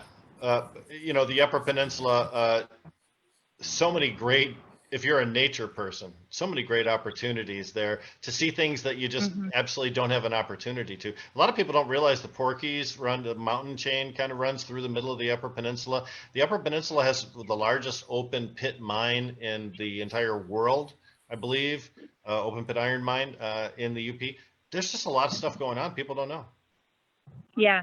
But I almost don't want to tell too many people because it's nice, we want people to come, but we don't want to tell too many. one of the largest organisms in the world or something like exists in the UP. Oh, the humongous fungus. Yeah. Yeah, it's in Crystal Falls. Yeah, the humongous fungus among us. They have a festival every year. That is Very cool. awesome. There's the Cheeseburger Festival in Caseville, and then the Humongous Fungus Festival in the UP. That's awesome. Yeah. Mhm. Yeah. Very cool. My lawn people pick the worst time to come by. So look, it's fantastic. The people up there. I mean, as far as a patient base, because you're exclusively medical at this point, Penny, right? Correct. Yeah. Mhm. So Yeah. we see a lot of different ailments down here, but I mean, what do you see up there? Are we still talking about primarily chronic pain, most people? I think so. Yeah. We see quite a few people that have Crohn's, but mostly I would say chronic pain or migraines. Everybody uses it for different reasons, even if they don't even know they're using it for that reason. A lot of people use it because they substitute it for alcohol or opioids. Sure. Absolutely. Yeah, and they're allowed to do that, but they're on probation and they can't drink. But if they have a med card, they're allowed to, consume cannabis. So Good. They're doing that in that area at least. yeah. Well, Mhm. Penny, we're gonna get toward the end of this segment here. I'm sorry, Rick, I didn't mean to cut you off. Please go ahead and answer your question, but I want you to just let people know where you are. So if people happen to be in your area and need to come in a car, need to come by, that type of Sure. thing. So we're in Northern Specialty Health. That is also the website. We're on Facebook and Instagram, and we're located at 902 Razorback Drive, Suite 10 in Houghton. It's 49931, right next to Dairy Queen. You can go to the Secretary of State on one end, Social Security office, get a haircut, go to Check and Cash, go to NSH, and then go to DQ. And we're all in the same mall. And the telephone number is 906-523-5122. It's a really cool place. You guys got to check it out one of these days. So we're Thank you, Colin. waiting for Lathe to come on. But Rick, what were you saying? I didn't mean to. I got these really loud lawn guys right now, so I'm keeping on mute. All right. But anyway, Yeah, there'll be a lot more as time goes by, and this program or these programs will fuse or one will fall off, as some of us are predicting before too long. And we'll see how it seasons, but Yeah. it is getting started. It is actually going down, and you might see the next addition to the commercial program by, you said, September 5th, which is like within the next 3 weeks, next 2.5 weeks or so. Yeah, you know, to be honest, we thought about not renewing our med license and just having the adult use license, but we're going to stick with the med license just because we can, well, for one thing, it'll help with inventory. We can buy it med and then transfer it to adult use. And then we will also have the high dosages that some people need. Sweet. Well, that's very Yeah. responsive to your customer base. Good. Thank you. It is, because if it wouldn't be for the patients, we would have never started in the first place. Here, I'll do a little background. You can see those 3 in the back running around. That's what I keep running from. But you know what I mean? If it wasn't for the med patients, we would never be here in the first place. So we're trying to figure out, like, when we switch to adult use, how are we going to run curbside pickup, but also be able to skip the med patients ahead. So we are going to have a guy in the parking lot with a walkie-talkie and be like, med patients park there. And then we'll call in those. It's like a big parking lot. In adult use, you get in line. So we're not going to make medical wait in line, you know, because they're the number one priority. That's a great thing to hear. Really appreciate it. Yep. Thanks a lot Yep. for coming on today. We'll see what's going on in a while and have you back on and get an update, and definitely check on what happened with the licensing and that type of stuff. So really appreciate it. And thanks for being that presence up there and having those types of standards. And You're welcome. Thank you. transitioning Thanks into for the having new me on, program. everybody. So good to Thanks a see lot. your actual living face. I know. I am real. Colin and Rick have met me. Thank you, Rick. Northern Specialty Health. Woo! Northern Specialty Health. Woo! Bye, everyone. Thanks a lot, Penny. Bye. Have a good day. Thank you. All right, so we are all ready to transition right into our next guest. Berg, check out Lath's beard, huh? Yeah. Look at that, man. It's mesmerizing. I know. What's up, Lee? How are you guys? We have, Good to of be- course, Lath El-Sadi. Good to see you. Good to see Latham. any is. How are you?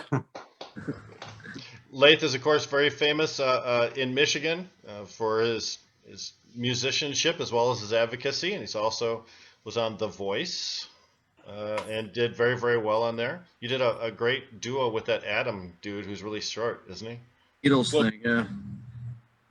Got to play the end of Abbey Road with him. Yeah. Play with Joe Wall awesome. at Pine So Knob fun. too, right? I did. That was pretty cool. He was my guest artist on The Voice, and then to be able to actually connect in the real world was pretty sweet. Yeah. Keith I have Urban you- it was on that gig, man. He showed up to play with Joe Walsh at DTE because he was playing the next night. So a night of pretty sweet guitar players. Waddy Wachtel. Oh yeah. There's He's a done many famous recordings. He's played them with a lot of people. Oh yeah. Well, I have Leland Sklar, speaking of beards, on my album Real, but he plays in a band with Waddy on a regular basis called Immediate Family. Those guys did a lot of stuff together in the 70s. Yeah, you have a lot of great musicians playing on your recordings and stuff like that, which is, Well, thank you. yeah. And those guys, as a distinction, I'll just say this is just true. Oftentimes Lath plays with these guys to do these recordings and stuff like that, and then they want to continue to play with Lath. Of course. All part of the master Who could plan. blame them? Yeah. Yeah. He come did on. that in front of his beard. Master plan. The beard is an intricate part of the plan. That's great. Lath, you're so... That's been cool to get those guys like, okay, for example, Jim Keltner, who's done drums for the album that I have in the can that's not released, and my album Real. He's like the closest thing to the Beatles. He's Ringo's best friend. He played with George on the concert of Bangladesh. He's a traveling Wilbury. But the guy's 78 years old. He's not going to go out on the road with people. So the only way I have the opportunity to work with cats like that is often to create a studio opportunity. And then the fact that there is a relationship afterwards is a great thing. So.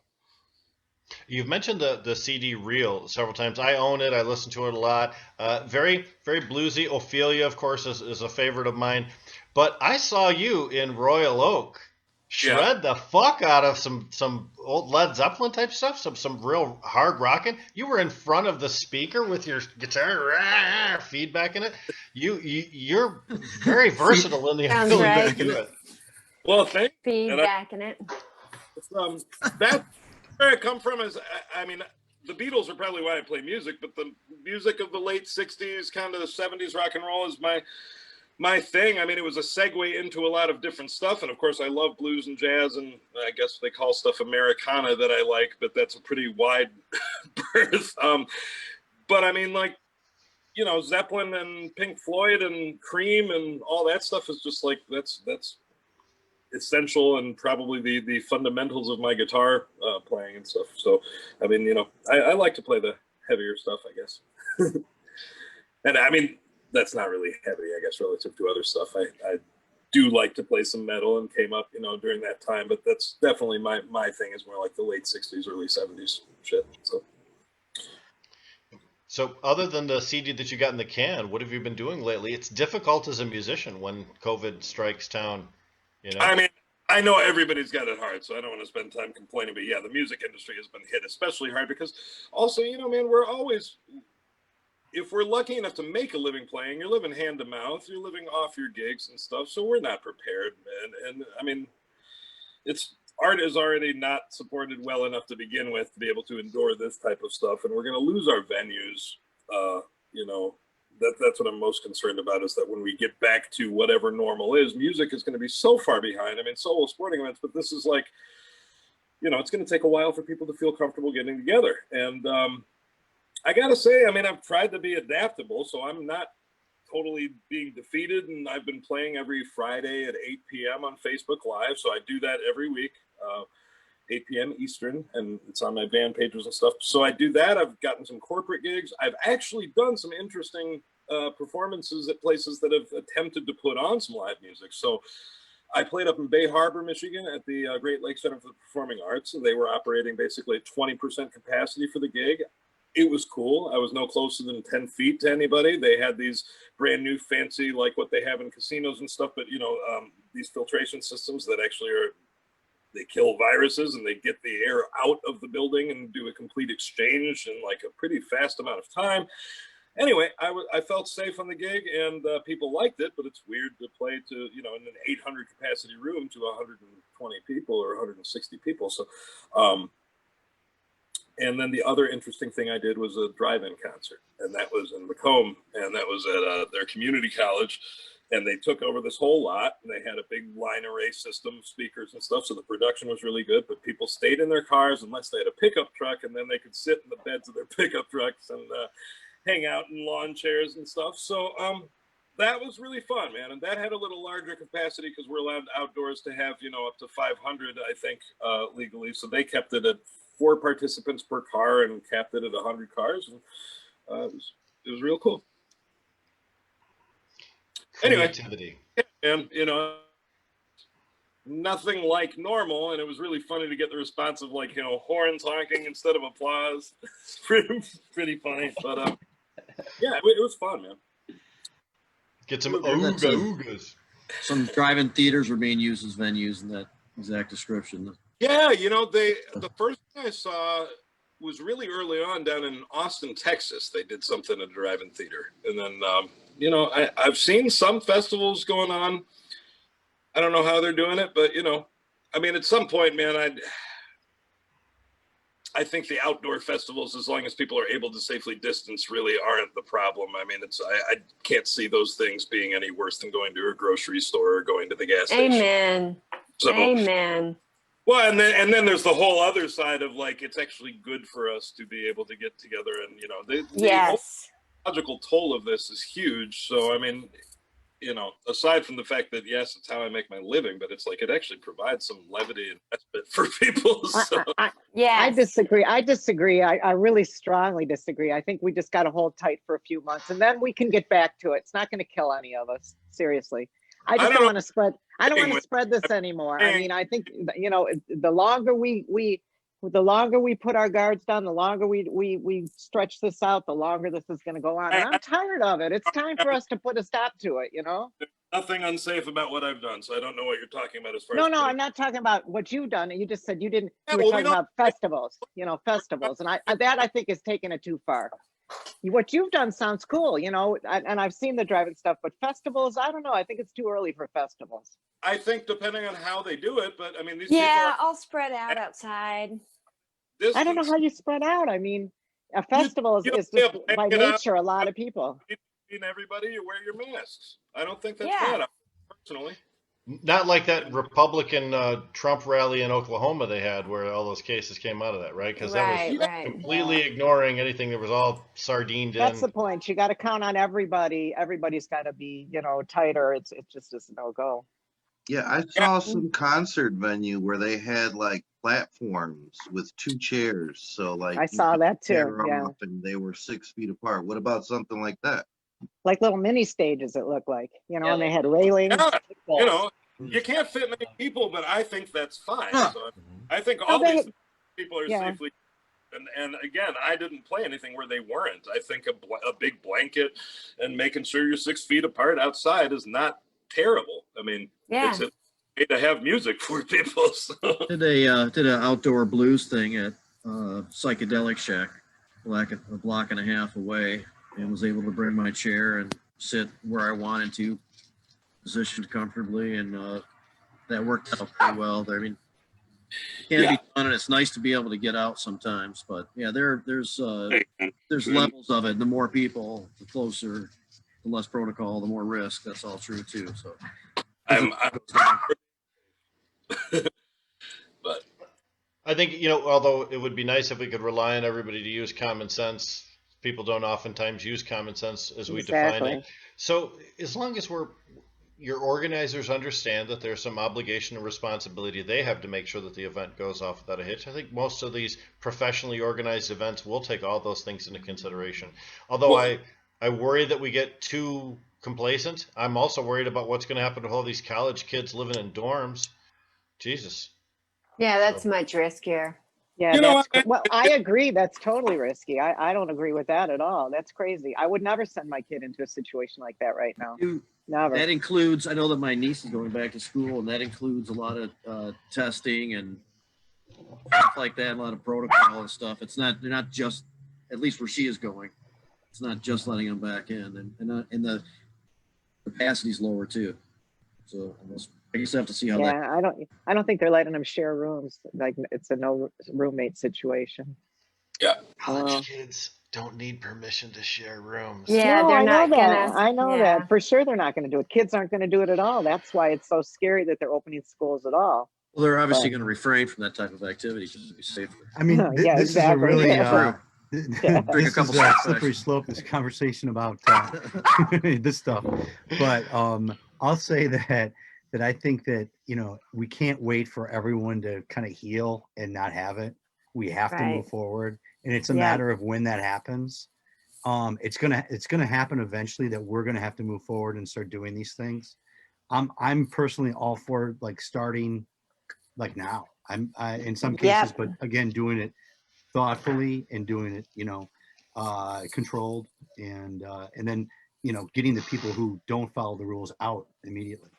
Well, yeah, but would the group, as a group, peel back if the numbers ticked up because the one infected person got into the larger gathering, and then work together to try to, you know, corral that scenario? Or It's just inevitable. That's inevitable. Someone's going to have a cold somewhere. Right now, there's no cure. There's no vaccine. There's no cocktail of medications that work. How long is this actually okay to do? Because I totally agree, man. I mean, I think we need to be thoughtful. Me too. Common sense. But Jesus, I mean, again, the psychological pull of all this stuff does matter. And like, I'm not cool with spending the next 3 years of my life. Oh, no, not 3 years, not 3 years. I'm thinking, you know, a few months. I'm not 3 years. Oh, hell no. Yeah. Well, okay, but then you know what? There's not been a vaccine developed in less than 10 years. And what they're doing is not standard vaccines. They don't know how long antibodies remain in the system. They don't know what kind of The fact of the matter, though, is people just ignored. A lot of people just ignored all of this, and a lot of people talking right but now just basically have different standards on it. So that's a pragmatic and logical question as to how long you think lockdown is okay for, because it's not going to work. This is going to run its course unless there is something, and unfortunately, I mean, it's an unpopular viewpoint, but it's shitty because there's really no cure for it. So I actually think it's going to run its course regardless. That's Yeah. We are all responsible for making smart decisions, not just for our own bodies, but for our communities too. And each right, one of us for our as individual community. citizens is making those decisions on their own. Oftentimes, it's going to be a tough call. I think what we're going to see is this changing happen slowly. We're going to see something and it works, and then we're going to do a little bit more, and that'll work, and then we'll do a little bit more. There won't be one light switch that just goes off and all of a sudden we're back to normal. Normal will be reachieved by degrees, and sending kids to school is one of those degrees, and opening up restaurants to more indoor traffic is opening up to degrees. But we're going to make some mistakes along the way too. I mean, this is all unprecedented shit. We've made mistakes from the beginning and lied about it. There were That's the cases. problem.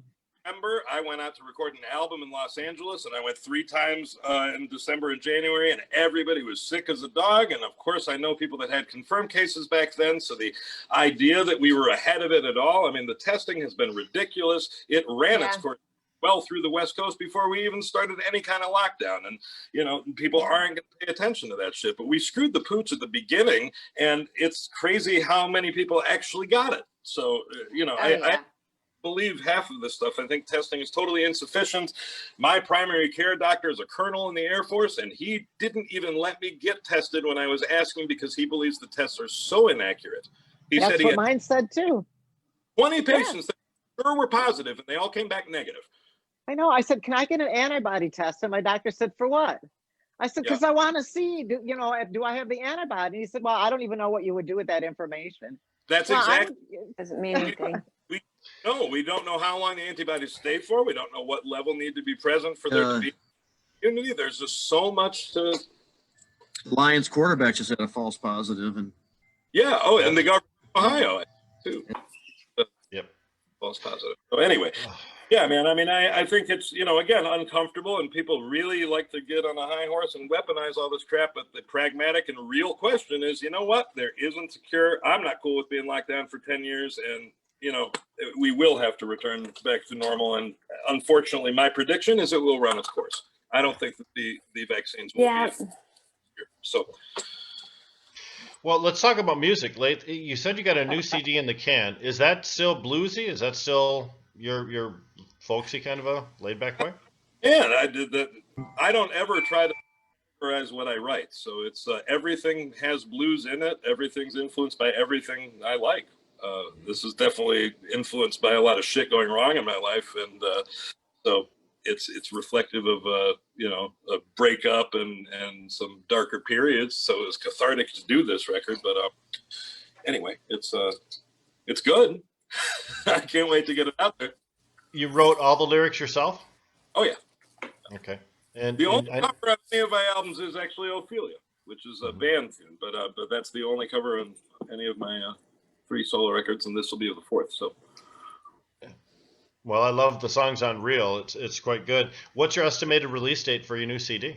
That is totally, derailed, because basically, I mean, I've spent over $40,000 on it, so I can't release it without being able to back it up with the tour. And I mean, that was a big risk up since Real, and so the idea of putting it out there and just having people listen to it on Spotify and getting $500 or whatever the hell I would for 150,000 plays, that's what happened with my Jimi Hendrix tribute, which won awards. I won a Blues Music Award. I won a Detroit Music Award for Best New Recording, and got a lot of plays on it. But the reality is that the system is not equitable for musicians at all, and especially when we're forced to just the online thing. Because I'm lucky enough to have people that come see me that want to buy a CD to support me, and they still listen to that stuff, and they'll have something to look at and have me sign and all that stuff. And it's nice because, I have I guess a little older crowd that still does know that supports the artist directly. But I mean, streaming music does not support the artist.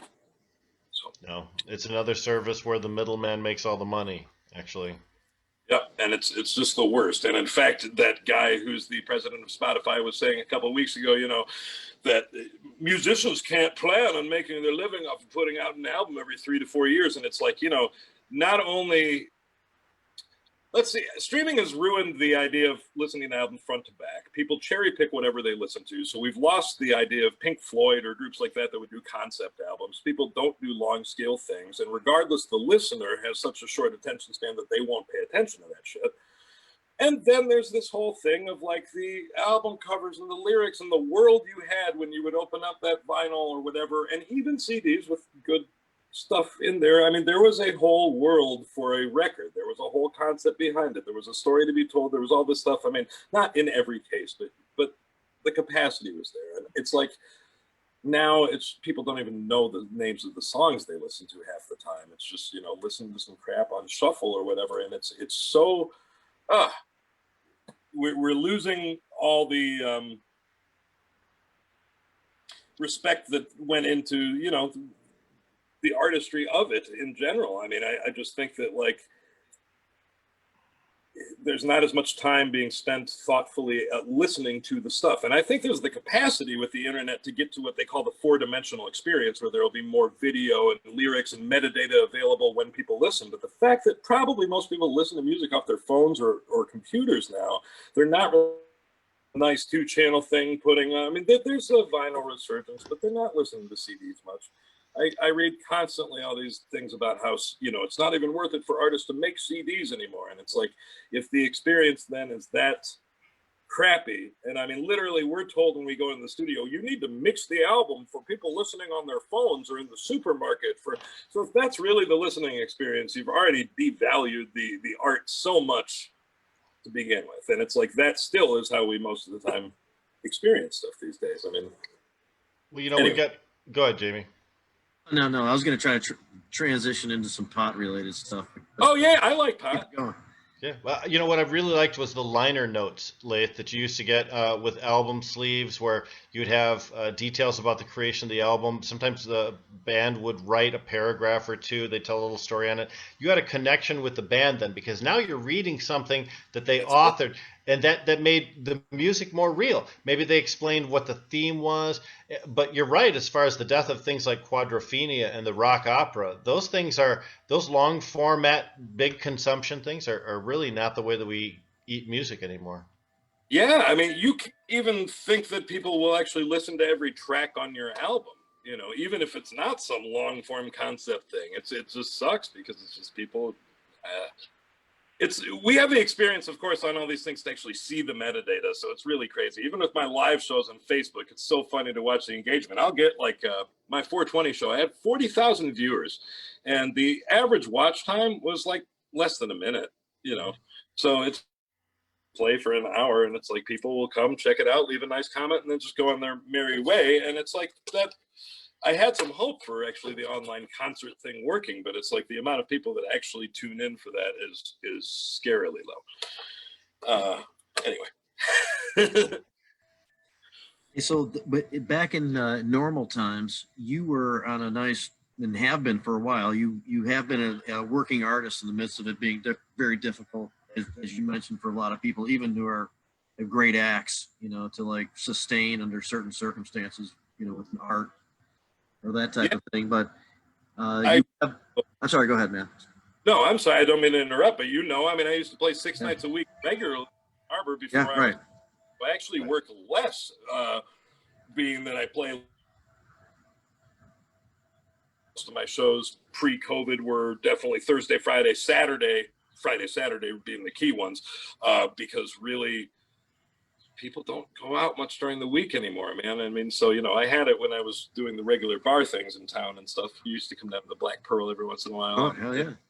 Yeah, I mean, those things were nice to be able to do, but the reality is, once you step up to the tier of playing the larger venues, you end up kind of not touring these days, man. You actually end up flying out and doing legs, and you do like, 2 or 3 dates in a region, and then you go back home for the early part of the week, and then you fly out to the next place and do that again. And it ends up being a little easier actually than riding around and sleeping on a bus and having all these off night gigs that don't really have people turning out and stuff. So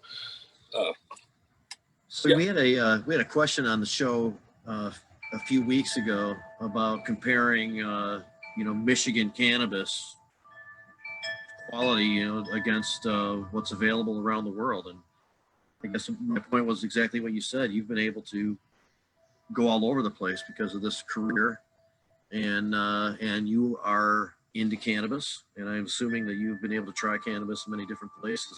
Make it my mission, man. Coffee and weed are kind of my things. Of course I like good restaurants and stuff when I go out to those places, but I'm always into like finding out where the coffee roasteries are locally, and then finding out where the good weed is. And yeah, man. I mean, so Vegas and I've done Nevada, I've done Washington, Oregon, California, Massachusetts. I mean, I think I've been everywhere, Colorado, everywhere with legal weed a few times to have some experience with it. I go to California most often, probably. I have to say, I think they have the best cannabis scene. I mean, but whatever. I don't think Colorado is qualitatively very different. Mm-hmm. Maybe places to go, but California certainly has the most established and oldest cannabis scene, I think, in the country. So there's a lot of good stuff. But man, I mean, Michigan weed has always been good if you know where to find it. I hate the fact that there still is not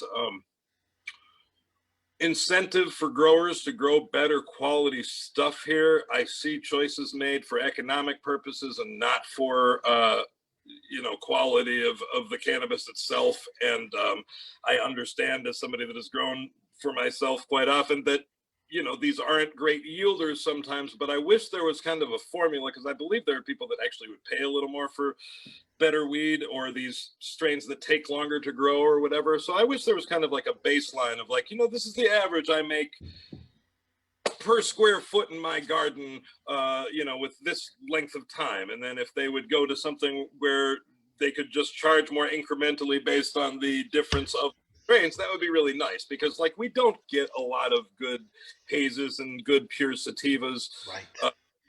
Here we don't get a lot of those strains that are low yielders. I mean, there's definitely a lack of OGs. There's so many strains that have been in Michigan that we've let go by the wayside for stuff that I think is inferior. And I think basically that everybody wants to be breeding these days, and there's just too much crap as far as genetics go out there. I actually still feel like the classic strains and what is the base of a lot of this stuff is much higher quality than a lot of these things that we just like,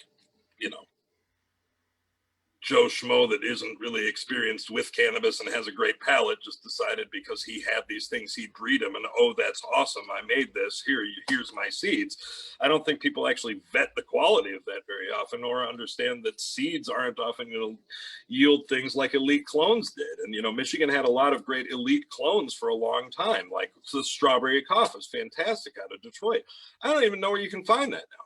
But we had the real cut. We had the Cushman cut that came from the East Coast. And I mean, we had good sour diesel. We had a lot of good ChemDog based stuff. I don't see a lot of these things anymore. I think, even, and a lot of the classic stuff, the NO5 haze, the just straight up Northern Lights. I mean, where do you see these things? And, again, man, I'm picky, and probably a lot of people would disagree, but I think the strains that are better than the classic genetics that actually you could identify and were well established are few and far between. So Right on. I think Roach agrees with you. Yeah, no, I totally agree with you, but only to the degree of, I think this is why the caregiver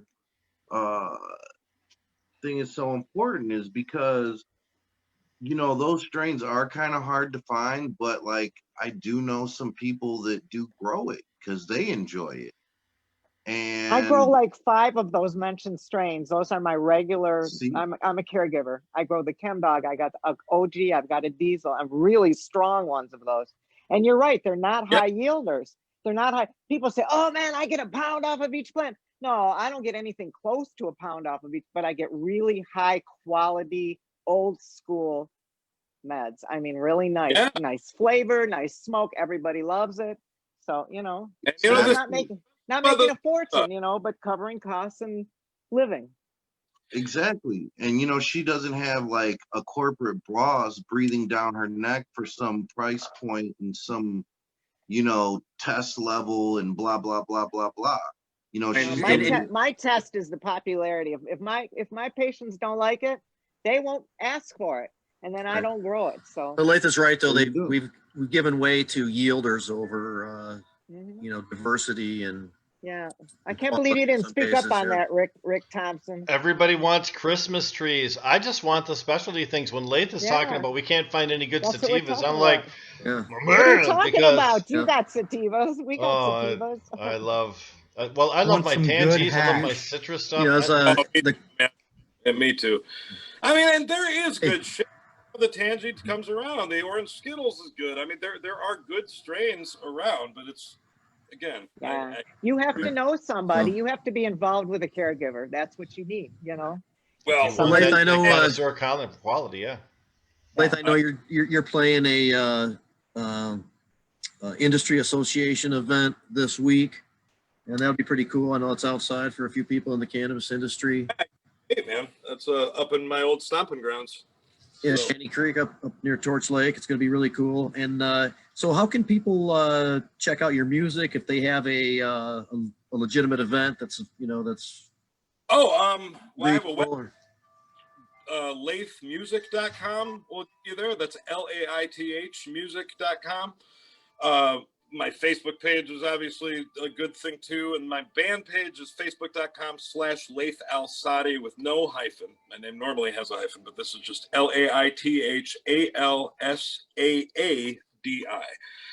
I'll repeat it again. LAITHALSAADI. So that'll be facebook.com/that. And of course, laithalsadi.com will get you to the same place as laithmusic.com. That's probably good enough. My email is laith@laithmusic.com. So if anybody wants to get at me, you can email me through the website or that's it directly too.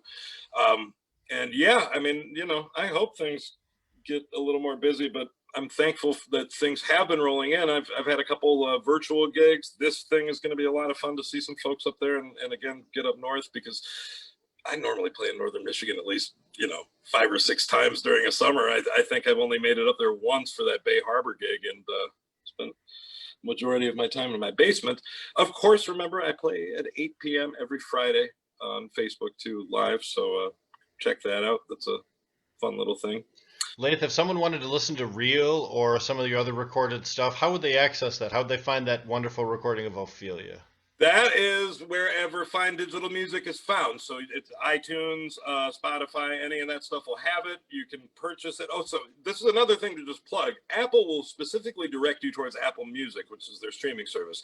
If you want to support artists through there, you want to download their stuff off iTunes, which you can still do, but you have to specifically go to the iTunes site to be able to purchase. So if you are paying 99 cents or $1.29 for a track, you're supporting the artist. If you're not supporting the artist. But that said, I'm obviously want you guys to check out my stuff, whether you pay it for it or not. So go to Spotify or wherever you listen to stuff. Google Play's got it. I have 3 albums out right now. And like I said, this one's going to be coming out. I just put out a single 3 months ago now, but during the lockdown of a blues track that I recorded in Kalamazoo that's pretty fun. It's called Waiting for the Other Shoe to Drop. And that is also available on Google Play or iTunes. So that's the newest release, and that I did kind of just to stagger stuff because right now, like I said, I'm going to put the album on hold, but I'm thinking of going into the studio and actually recording some solo acoustic stuff because I'm kind of hedging my things open up. It's going to be easier to get solo acoustic gigs because venues will probably be operating at limited capacity. It would be easier to deal with bands and all that stuff. So I think that's going to be my diversion is I'm going to record a bunch of originals and a bunch of other stuff that I've been playing for years and just get a good body of solo acoustic stuff to help hopefully get that year of transition maybe a little smoother for me because I, again, think it might be easier than having the band working all the time. But I've been lucky enough to squeak by and gigs are still coming in. I've got a lot coming up next month. Arts Beats and Eats is doing stuff virtually online this year. And I'm doing the Concert of Colors with Don Was. And I actually do have another live show that will be a distant show, but it'll be after we reopen unless we extend this shutdown longer on September 19th, and it's going to be really fun. It's with DJ Logic, and I'm doing a project with him where we're just doing stuff together. And he is one of the great acid jazz DJs. Played with Medeski, Martin and Wood. Played in Phil Lesh and Friends. He's like one of the. I'm picky about DJs to begin with, but he's actually a musician DJ. Like, he really can jam with a group of live musicians and is on a level where he's using stuff from great jazz recordings and all that stuff. So anyway, I'm yammering on about all this stuff, but you should check him out, and you should think about coming down to Detroit if that show really happens, and if things are any better. And well, it's a little over a month from now on the 19th of September. I'm going to keep my fingers crossed. That, just goes to show those artists who are flexible and innovative can survive in the worst of situations. So best of luck to you. It sounds like you've got a good plan going forward. I have no plan, Rick, but I'm going to not stop at making sure that this is what I do. I always told people that nothing lights a fire under your ass like the threat of a day job. And I think right now it's just, I've been able to do this for over 20 years with all these other things. I never saw this coming. I never saw a period where I'd be told I could not go out and play, or that the opportunity to be able to play music. I saw a depression possibly coming. I did not see this. So anyway, it just is what it is. And hopefully things will get a little closer to normal as time comes. But like I said, I think people do feel starved from entertainment and stuff enough that there has been opportunity, and it's going to be a lot less, but that's still, fortunate for me, has been able to just make ends meet, squeaking by, but I am squeaking by, and things actually, September and October are more busy than August and July were. So I hope that we don't have a terrible second wave. I really don't have a good feeling about that, but we're not going to get into this. Well, I hope not too. We're just about to the close of our program today. Thanks for showing up, Laith. We appreciate your appearance today. Thanks for having me on, guys. Thanks. Now let's get some. Seeing you up north. Is anybody else going to be up there? You'll see Jamie. I wasn't invited, so I'm not headed up to that thing. I'm sorry. No, it's cool. Jim might be there. Jim, I don't know if you're going up to the MICIA. Nope. Okay, Shelly Smith might be there too. I'm not, no. Nope. Well, let's get some final thoughts real quick as we run around. Colin McDougall. I'm not either. Colin, also not going to the MICIA, but you get some final wrap-up thoughts there, Colin, just briefly? No, really cool, interesting show. We had a lot of guests. It was, I thought it was pretty good, ran really smooth. Yeah. I guess, where's your show going to be at, Laith, in Detroit? It's going to be at the Tangent Gallery. Oh, okay. And I like that, but I think they're really heavily limiting capacity for the show. So anyway, I need to find out more. But that, honestly, I wasn't going to turn down. I was really happy to get a phone call from DJ Logic. The last thing I expected he wanted to do. So I'm all in. The Tangent's been a host of many different pro-cannabis events over the time. Berg, Roach, you guys, any last comments as we wrap up the show here? I don't know. Check us out at the Organic Cup this weekend in Gladwin, Michigan. Mm-hmm. So hopefully everything goes smoothly there, and there's sure to be some fire strains for us to savor and taste. Talk about world-class cannabis. That's the place to find it. They certainly described a VIP room that was second to none. Yeah. Yeah. Yeah, they did. Shout out to Gage Green Group, but don't forget to check out Medical Mondays every Monday on YouTube, 9 to 11. Yep, 9 to 11. Time. What's up, Berg? Eastern Standard Time. Nice. Well, we're just about out of time here. Jim Salame, what do you have to wrap up? What are your final thoughts here, sir? Great seeing everybody again. As always, Laith, great to see you. I wasn't invited up to Torch Lake, but maybe my invitation got lost. I don't know. I wasn't until like 2 days ago. This actually just fell into my lap, and so I don't even know who really played for it. I'm sorry, none of you guys are going to be there. I didn't get invited. Have a good time. I mean, I'd invite you. You guys can crash my party. Awesome. I'll bring my tent. But I just turned it down. Yeah, there might be a heavy cover charge to get into that thing. Deb, what are your final thoughts here, Deb? Thanks for sticking with us all day long. My invite also got lost in the mail, so I will not be attending either. I doubt you would have used it anyway. I definitely would never have used that invite. definitely not. But yeah, I don't know. You know, things are just what they are. Harvest is in, so now I'm gonna sleep for 3 days, turn off my phone and stuff, and just chill. It's been a rough couple of weeks, but it is what it Good, is, right? good that things are progressing with the mend. Yeah. Yeah. Dave and the dogs are keeping you protected and also busy, I'm sure. Oh my God, no. They're the least of my worries. No, I'm sure. Okay, Jamie Lowell, wrap it up for us. We talked about a couple things with the Michigan Democratic Party Cannabis Caucus. A couple of upcoming things: February 28th, the important broadcast with Dana Nessel; September 3rd, the broadcast with 3 prosecuting attorneys, county prosecuting candidates. That's correct. You got more than that. Yep, so that is what's going on. And as I'm thinking about it, on August 27th on Planet Green Trees, both Justice McCormick from the Michigan State Supreme Court and Andrew Brisboe, the director of the Marijuana Regulatory Agency, will be on Planet Green Trees. So that should be a pretty good night. Otherwise, thanks everybody. Really appreciate everybody's participation today. My battery died before I got back on my phone, so time to say goodbye. But thanks everyone for joining in. Thanks all of our guests. Thanks to Lath. Thanks to Mike and Zara from the Michigan Cannabis Council, Roach and Berg for joining us. Our regulars, Colin, Deborah, Jim, Jamie, and myself, Rick Thompson. Have a great night. Thanks for joining Jazz Cabbage Cafe. Thanks a lot.